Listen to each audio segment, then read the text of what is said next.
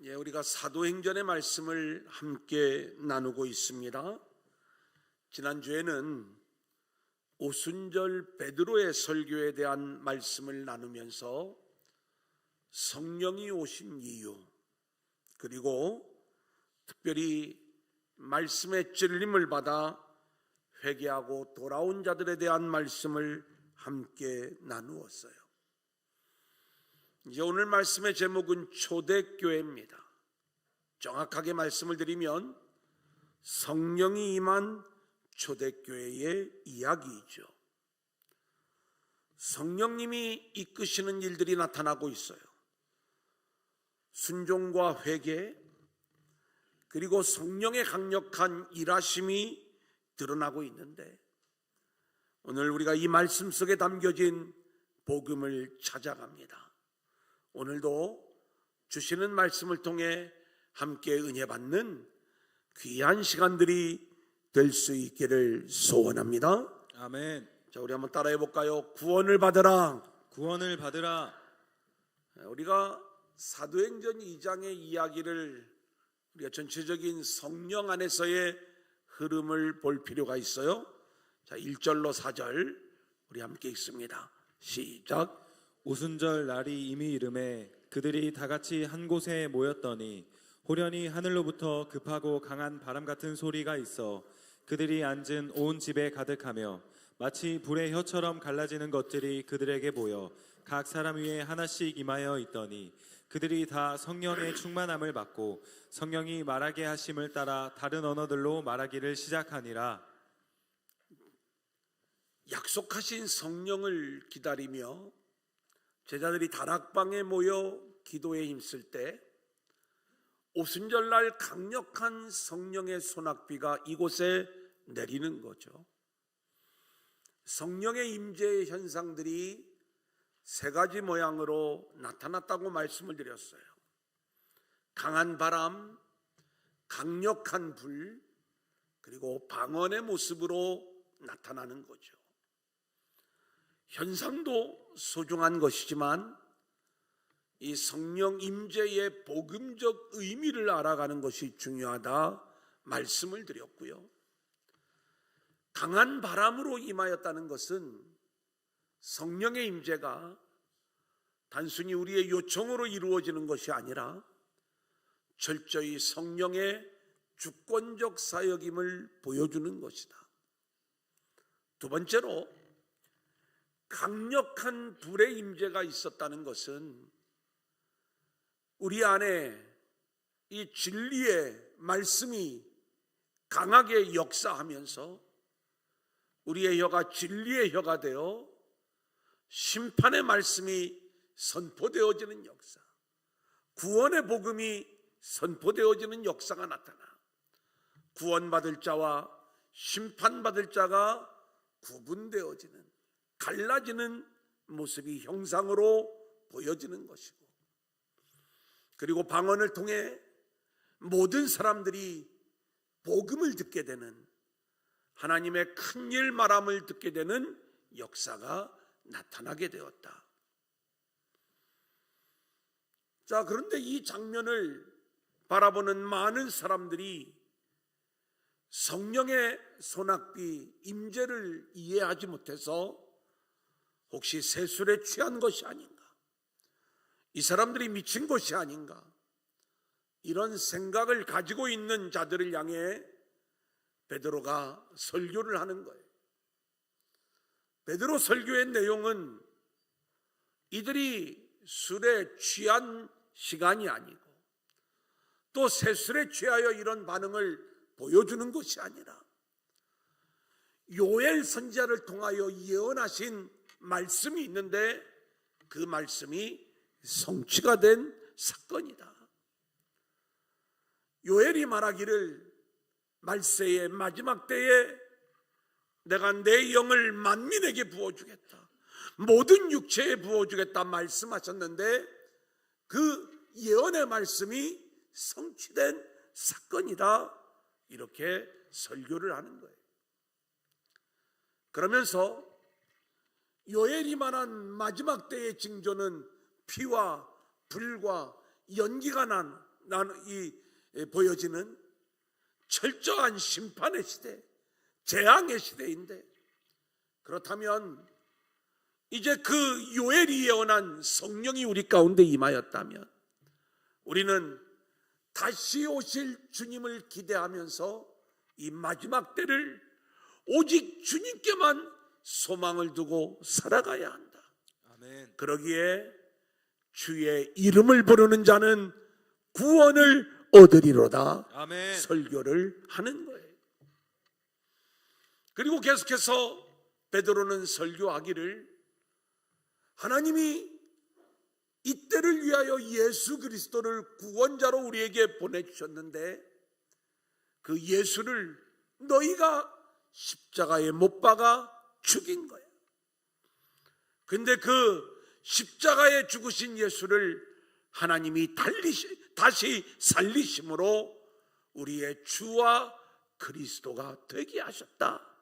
이 복음을 전하는 거예요. 자, 이 말씀을 들은 유대인들에게 놀라운 변화가 나타나는 것들을 보게 돼요. 자, 우리 37절 같이 읽어볼까요? 그들이 시작. 그들이 이 말을 듣고 마음에 찔려 베드로와 다른 사도들에게 물어 이르되, 형제들아, 우리가 어찌할꼬 하거늘. 예, 우리는 오늘 이 장면을 보면 굉장히 놀라운 말씀에 대한 반응들을 볼 수가 있어요. 우리가 사도행전을 조금만 더 공부해 나가다 보면 스데반의 설교를 만나게 됩니다. 이 베드로의 설교와 스데반의 설교를 비교해 보면 베드로의 설교는 아주 기본만 설교를 하고 있는 거예요. 스데반의 설교가 훨씬 더 신학적 가치가 있는 설교였음을 볼 수가 있어요. 누가 더 설교를 잘했느냐, 이 이야기를 하려는 것이 아니라 스데반의 설교도 성령께서 이 스데반을 주장하시면서 그 설교를 이끌었던 설교고, 베드로의 설교도 성령이 임한 자의 설교의 모습인데, 베드로의 설교를 듣고는 많은 사람들이 회개하고 돌아오고 있는 반면에 스데반의 설교를 들은 사람들은 오히려 돌을 들어 스데반을 죽이는 거예요. 그러니까 우리 안에 복음을 듣고 회개하고 돌아오는 일들은, 이것은 어떤 한 사람의 강력한 설교를 통해서 회개하고 돌아오거나 또 우리의 어떤 믿음의 실력으로 회개하고 돌아오는 것이 아니라 철저히 하나님이 우리 안에서 이루어 주시는 일들임을 우리가 깨달아 알 수가 있는 것이죠.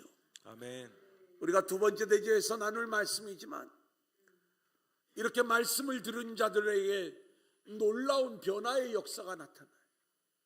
사람들이 자기 재산을 다 팔아서 가난한 자들에게 나누어 주는 거예요.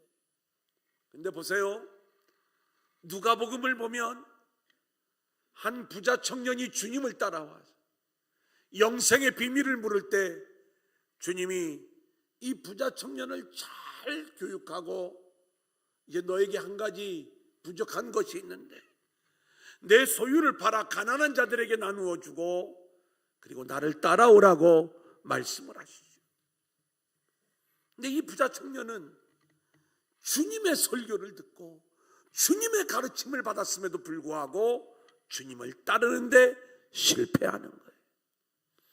그만큼 우리에게는 성령님이 하시는 일들이 중요한 것이고, 그리고 우리 모두가 다 성령 안에서 말씀을 듣고 성령의 이끄심에 순종하는 자들이 되어야 우리의 마음에 찔림을 받게 되는데, 말씀이 다른 사람을 향한 말씀이 아니라 나를 향한 말씀으로 들으면서 그 말씀의 찔림을 받아 회개하고 돌아오는 역사가 나타나게 되는 줄로 믿습니다. 아멘. 여러분, 이것이 성령으로 펼쳐지는 은혜의 세계인 거예요. 사람은 스스로 회개하고 돌아올 수 없어. 성령님이 우리를 이끄셔야지만이 우리가 회개가 나타나고 돌아오는 일들이 있게 되는 거예요. 아멘. 어느 날 저와 여러분에게 말씀이 들려오고 그 말씀이 붙잡아지고 말씀 앞에 굴복하고 회개하는 역사가 나타났다면 그것은 전적으로 성령이 우리 안에 오셔서 아멘. 성령님의 일하심의 결과인 줄로 믿습니다. 아멘. 우리 모두에게 이런 역사가 나타날 수 있기를 소원합니다. 아멘. 자, 우리 38절부터 40절 같이 읽겠습니다. 시작. 베드로가 이르되 너희가 회개하여 각각 예수 그리스도의 이름으로 세례를 받고 죄 사함을 받으라. 그리하면 성령의 선물을 받으리니 이 약속은 너희와 너희 자녀와 모든 먼데 사람 곧 주 우리 하나님이 얼마든지 부르시는 자들에게 하신 것이라 하고 또 여러 말로 확증하며 권하여 이르되 너희가 이 패역한 세대에서 구원을 받으라 하니. 예, 오늘 이 말씀을 보면 성령 안에서 하나님의 말씀을 자신의 말씀으로 듣고 마음의 찔림을 받은 자들이 사도들에게 묻는 거예요.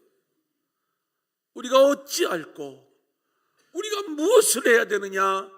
이것을 묻고 있는 거죠. 그때 베드로가 이렇게 이야기를 해요.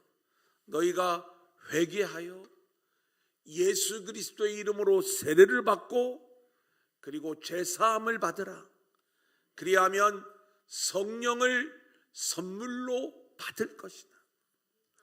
이 일을 우리 하나님이 모든 만민들을 위하여 진행하시는 일인데 너희가 이렇게 성령의 일에 순종함으로 이 패역한 세대에서 구원을 받으라. 이 내용을 말씀하는 거예요. 흔히 우리는 이 장면을 가지고 신학적 논쟁을 해요. 어떤 논쟁이냐? 봐라, 여기 순서를 보면 회개, 세례, 제사함, 그리고 성령. 그러니까 회개한 자들에게 성령이 임하는 거야. 근데 우리가 뭐가 복음인지를 알잖아요. 회개는 성령이 임한 자들에게만 나타날 수 있는 일이라는 걸 우리가 알잖아요.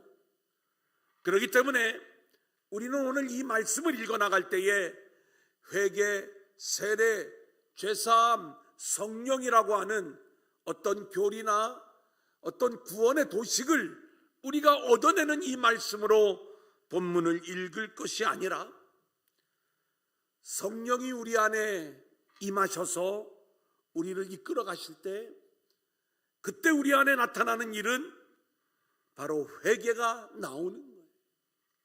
자, 그렇다면 바로 이 성령께서 이끄시는 회개의 사람만이 죄사함을 얻게 되는 것이고 아멘. 그리고 바로 그 모습이 성령 받은 증거가 되는 것이다. 이것을 말씀해 주는 거예요. 아멘. 우리는 오늘 우리가 죄사함을 받은 자요 성령을 선물로 받은 자임을 우리가 어떻게 알 수 있느냐? 우리가 말씀에 찔림을 받아 그 말씀 앞에 복종하고 회개하는 그 모습이 나타나고 있다면 우리는 성령이 임한 자요 아멘. 죄사함을 받고 이 패역한 세대에서 구원함을 얻은 백성들인 줄로 믿습니다. 아멘. 그러기에 회개는 말씀에 대한 복종임을 우리가 알아야 돼요. 성령께서 저와 여러분을 찾아오셔서 하시는 일은 우리를 말씀 앞으로 그리고 그리스도 앞으로 인도하시는 일이에요. 아멘.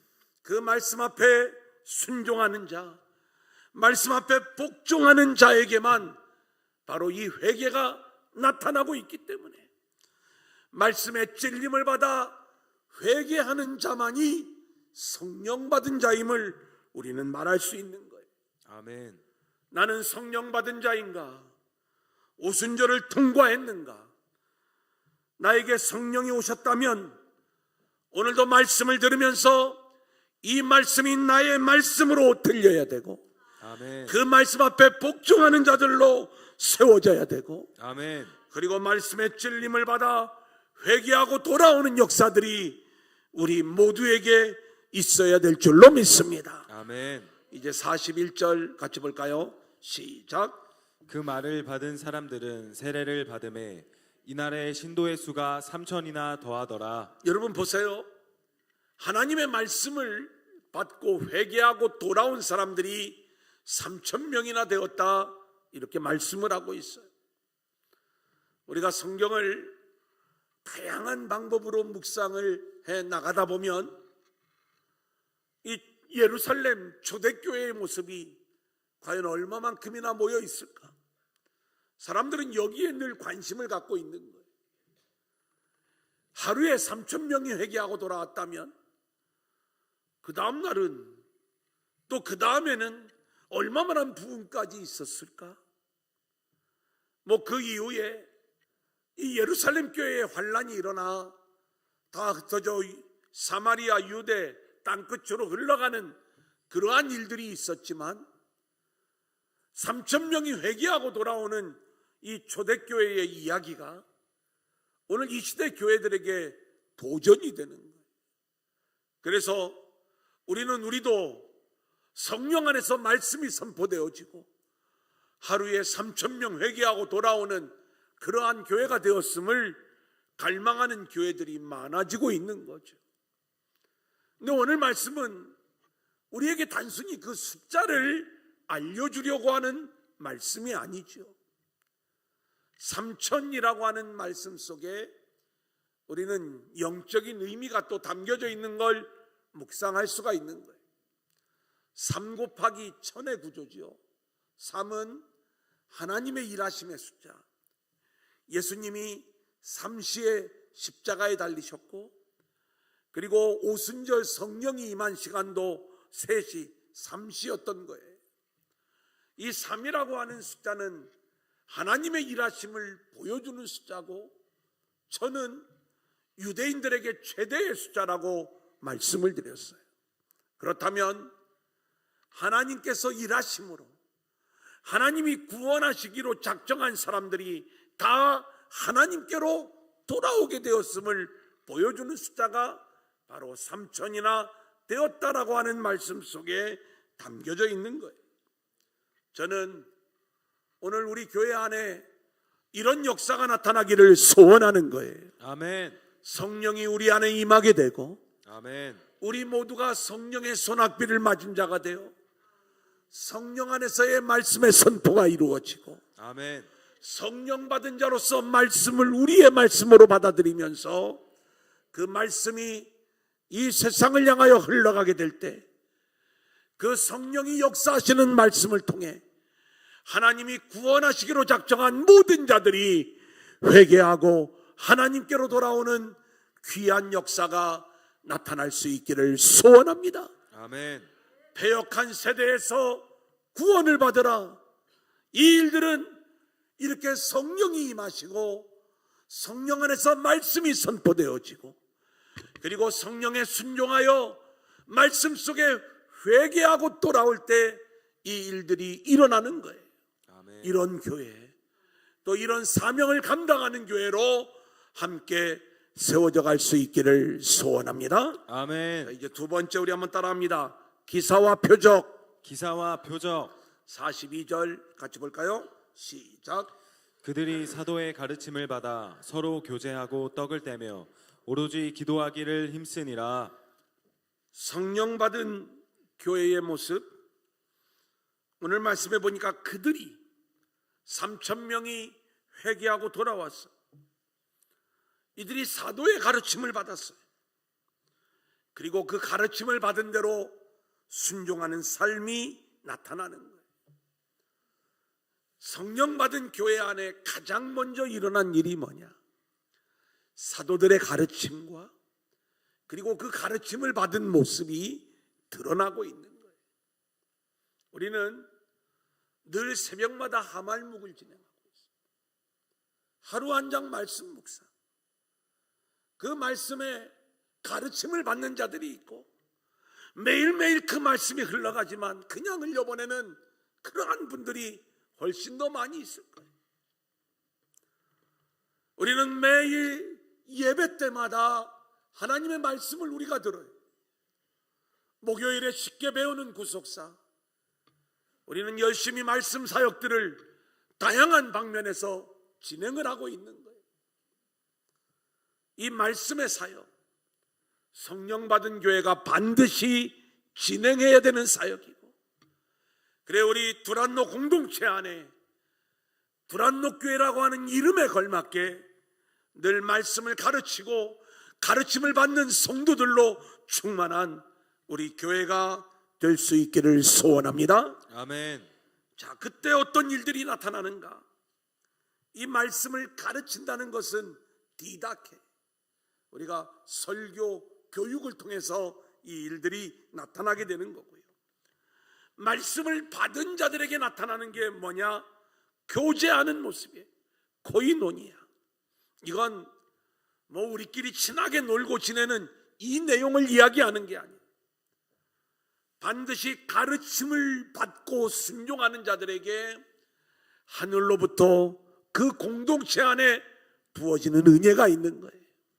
하나님의 은혜, 하나님의 긍휼, 하나님의 사랑, 하늘에 신령한 것들이 우리 안에 부어져서, 그리고 그 부어진 은혜가 함께 나뉘어지고 흘러가는 모습, 이게 코이노니아인 거예요. 우리는 늘 우리의 공동체가 이렇게 서로 교제한다라고 이야기할 때 은혜 안에 들어오지 못하는 영혼들, 뭔가 이 땅의 여러 가지 묶임 속에서 어두운 얼굴로 지친 가운데 살아가는 그 심령들, 알게 모르게 소외되고 상처를 받은 그러한 영혼들, 우리는 이 모든 영혼들에게 바로 하나님께서 우리에게 부어주신 그 놀라운 은혜를 함께 흘려보내고 나누면서 공동체적인 은혜를 함께 나누는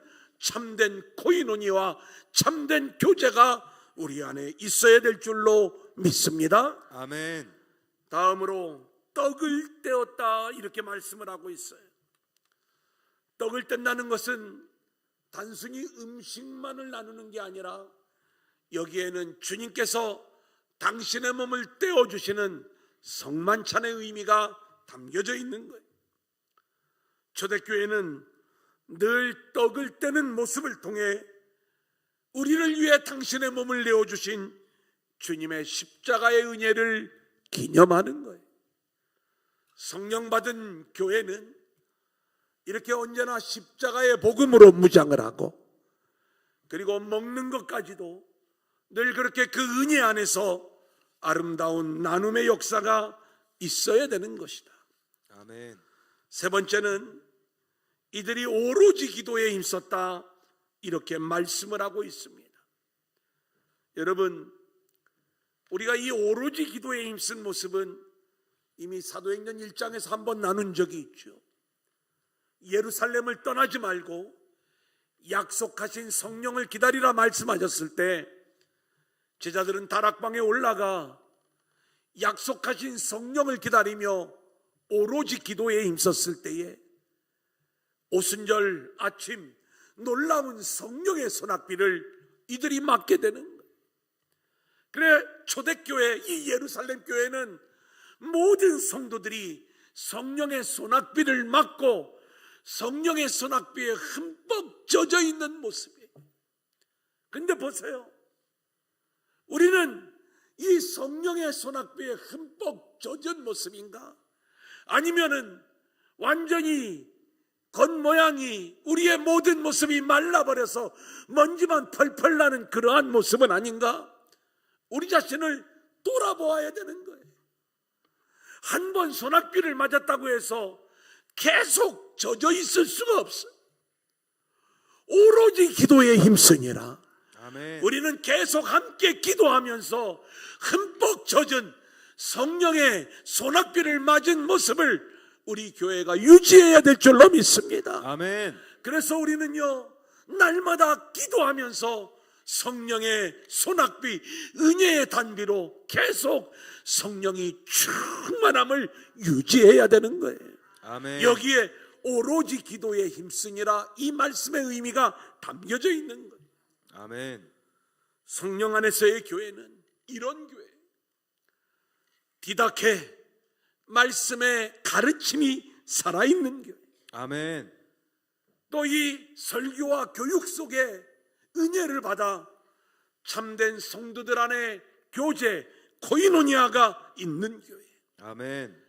떡을 떼며 늘 주님의 십자가를 기념하는 교회, 아멘. 그리고 성령의 단비, 소낙비를 맞으며 기도에 힘쓰는 가운데에 늘 성령의 소낙비에 흠뻑 젖어 있는 교회, 아멘. 우리 도란노 교회가 이런 모습으로 세워질 수 있기를 소원합니다. 아멘. 이제 43절 같이 보겠습니다. 시작. 사람마다 두려워하는데 사도들로 말미암아 기사와 표적이 많이 나타나니. 여기 보면 사도들로 말미암아 기사와 표적이 많이 나타났다고 하는데, 이 기사는 놀라운 일이, 그리고 표적은 표징이 될 만한 일이에요. 근데 사도들로 말미암아 나타났지만 이 일을 보이신 분은 성령님이신 거죠. 아멘. 그래서 성령님으로 말미암아 사도들을 통해 이 놀라운 일들이 나타났는데, 이 기사와 표적, 그러면 우리는 어떤 기적적인 일, 치유의 일, 신비한 일, 여기에 이 기사와 표적을 생각할 때가 많아요. 근데 오늘 본문에서 말씀하고 있는 기사와 표적은 44절부터 47절까지 나오는 내용인데 정말 신비해요. 이들이 어떤 모습을 보이는가? 모든 물건을 서로 통용하는 거예요. 재산과 소유를 팔아 각 사람의 필요를 따라 나눠주는 거예요.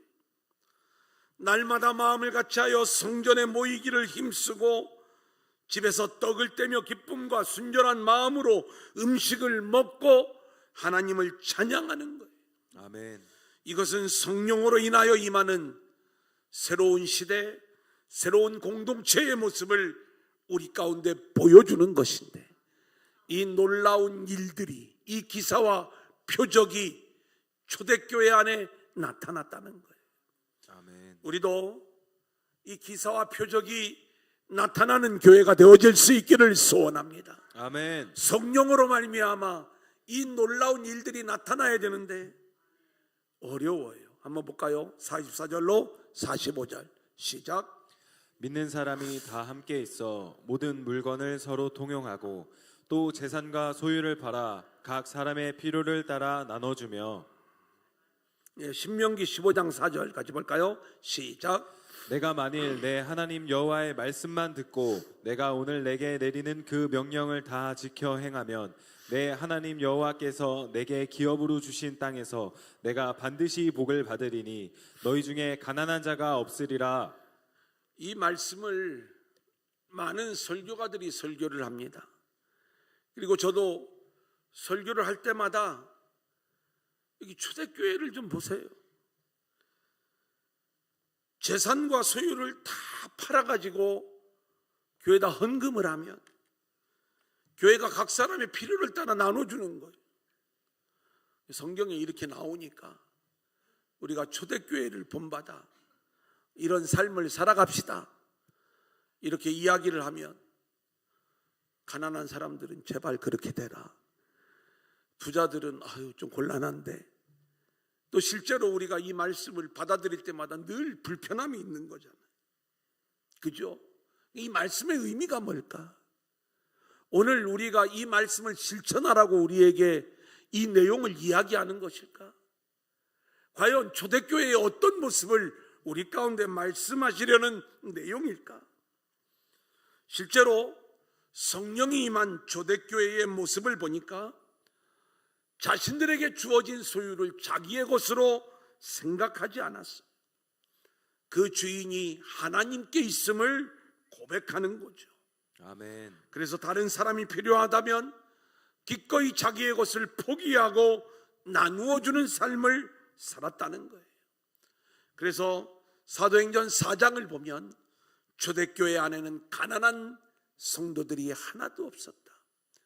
여러분, 이 말씀의 의미를 우리가 좀 묵상을 해보겠습니다.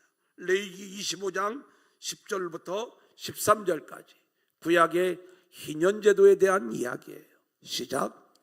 너희는 50년째 해를 거룩하게 하여 그 땅에 있는 모든 주민을 위하여 자유를 공포하라. 이 해는 너희에게 희년이니 너희는 각각 자기의 소유지로 돌아가며 각각 자기의 가족에게로 돌아갈지며 그 50년째 해는 너희의 희년이니 너희는 파종하지 말며 스스로 난 것을 거두지 말며 가꾸지 아니한 포도를 거두지 말라. 이는 희년이니 너희에게 거룩함이니라. 너희는 밭의 소출을 먹으라. 이 희년에는 너희가 각기 자기의 소유지로 돌아갈지라. 여러분, 구약교회의 성도들은요, 이 희년이라는 제도를 통해서 모든 사람들이 하나님의 은혜를 누릴 수가 있었어요.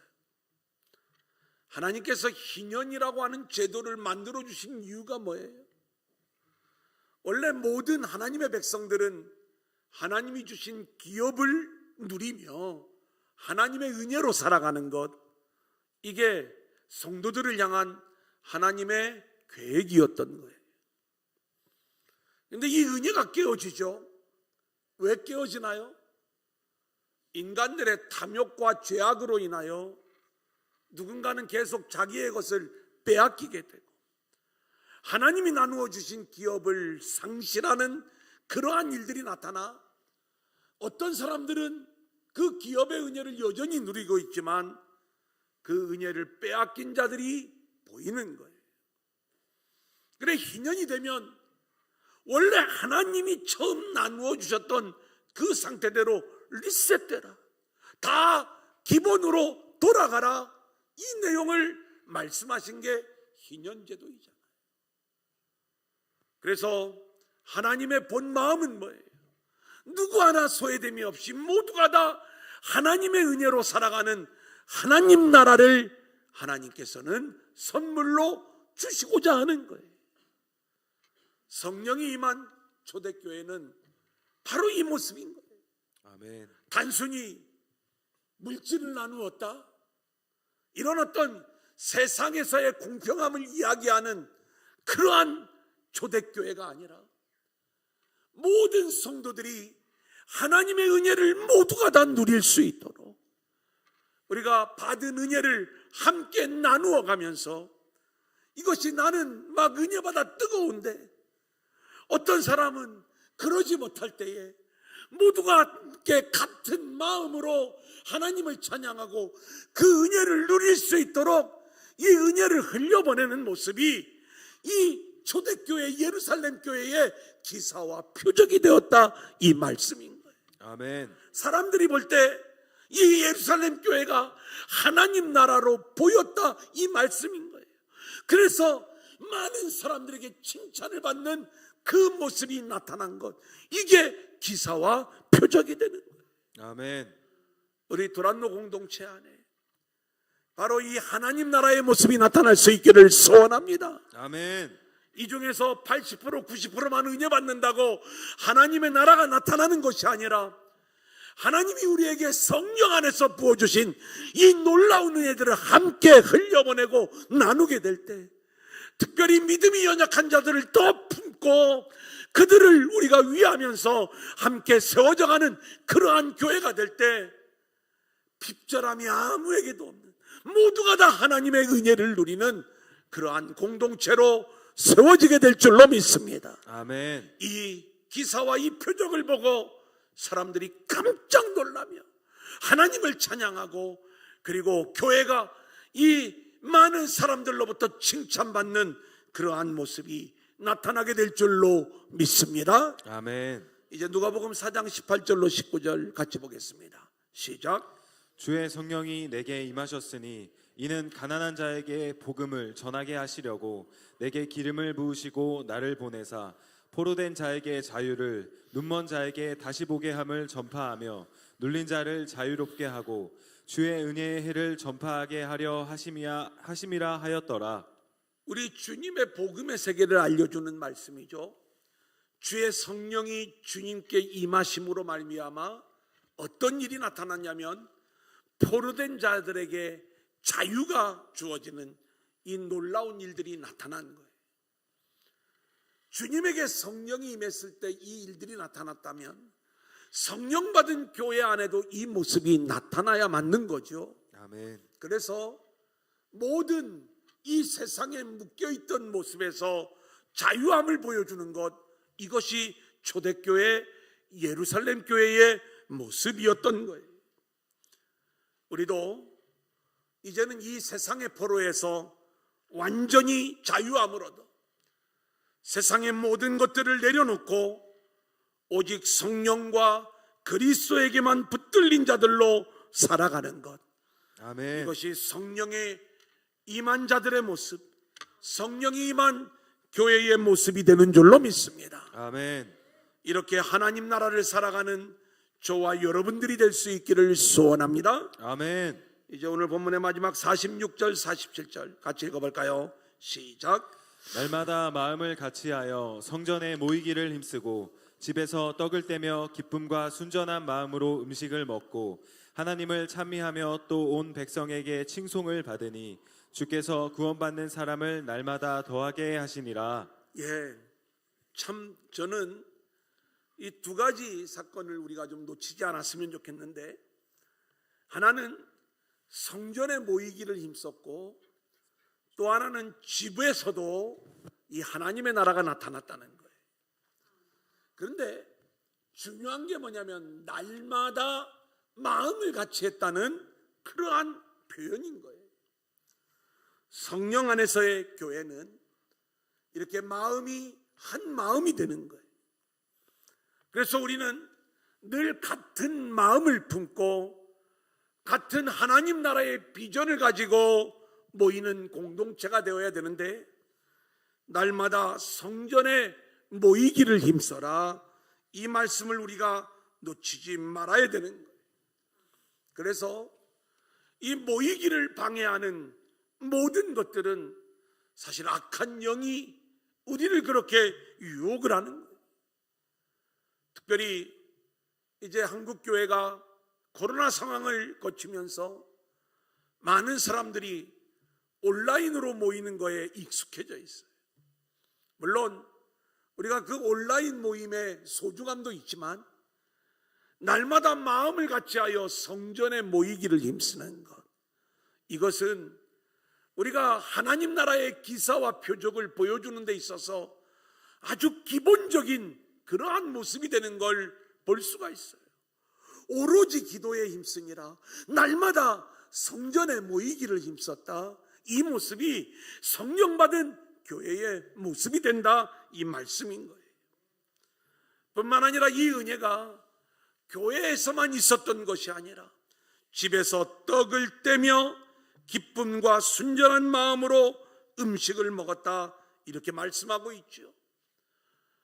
하나님의 부어주시는 성령의 은혜가 집으로 흘러들어가 이제는 우리의 모든 삶의 자리가 하나님의 나라로, 그리고 주님의 은혜를 붙잡는 자리로 바뀌어지는 모습을 우리 가운데 보여주면서 47절, 하나님을 찬미하며 또 온 백성에게 칭송을 받으니 주께서 구원받는 사람을 날마다 더하게 하시니라. 첫 번째 대지에서 우리는 이 패역한 세대에서 구원을 받으라, 이 말씀을 우리가 들었는데, 두 번째 대지에서 교회가, 성도들이 하나님 나라가 되니까 주께서 구원받는 자들의 수를 날마다 더하게 하시니라. 이 놀라운 역사가 우리 모두에게 나타나게 되는 줄로 믿습니다. 오늘 본문의 말씀을 우리는 공부하면서 우리는 오늘 이 말씀을 초대교회로 돌아가자라고 하는 어떤 종교적 운동의 말씀으로 이 말씀을 읽는 것은 부적절해요. 성령의 이끌림을 받았던 초대교회 안에 과연 어떤 모습이 나타나고 있는가? 이들에게 말씀이 살아있고, 그리고 그 성령 안에서 말씀 앞에 복종하여 찔림을 받아 회개함으로 이제 성령 받은 자가 되어 패역한 세대에서 구원함을 받는 자들이 계속 세워지는 그러한 교회의 모습, 또 기사와 표적이 많이 나타나 이 기사와 표적은 하나님 나라의 은혜를 마음껏 누리는 그 모습이었죠. 모든 사람들이 함께 하나님 나라를 누리는 이 교회의 모습으로 인하여 구원받는 자의 숫자가 계속 나타나는 그러한 교회, 이것이 성령님이 역사하시는 교회의 모습이다. 이제 결론을 말씀을 드립니다. 한번 따라합니다. 교회여 일어나라. 교회여 일어나라. 오늘 본문 말씀을 통해 우리가 붙잡고 일어서야 될 말씀은 무엇일까? 우리는 먼저 성령님께 복종하는 자들이 되어야 할 줄로 믿습니다. 성령님이 우리 안에 임하시고 우리를 이끌어 가실 때 우리는 그 성령님께 순종하는 거예요. 성령님이 우리를 이끄시는 자리는 말씀의 자리예요. 말씀 앞에 그리스도 앞으로 우리를 이끌어 갈 때 우리는 선포되어지는 말씀 속에 복종하는 자들로 세워져야 되는 거예요. 악한 영은 늘 우리를 내 마음대로 내 생각대로 살아가라고 우리를 유혹하고 있지만, 성령은 말씀 앞에 복종하여 말씀대로 살아갈 것을 요청하고 있는 거예요. 우리는 그렇게 말씀 앞에 복종하여 회개하고 구원함을 얻은 성도들로 살아갈 수 있기를 소원합니다. 다음으로 우리는 하나님 나라의 기적과 표적을 보여줘야 되는 거예요. 따라하겠습니다. 하나님 나라의 기사와 표적을 보여라. 이 하나님 나라의 모습이 우리 교회 안에 나타나야 되는 거예요. 성령의 인도함을 받는 교회는 세상이 흉내낼 수 없는 하나님 나라의 놀라운 모습이 나타나야 되는 것이고, 한 사람도 빠짐없이 모두가 그 은혜를 누릴 수 있도록 우리가 함께 나누는 교회가 되어야 되는 거예요. 저는 하나님이 우리 안에 이 놀라운 일들을 이루어 가실 줄로 믿습니다. 우리 안에 이루어질 이 나라를 기대하게 되는 거예요.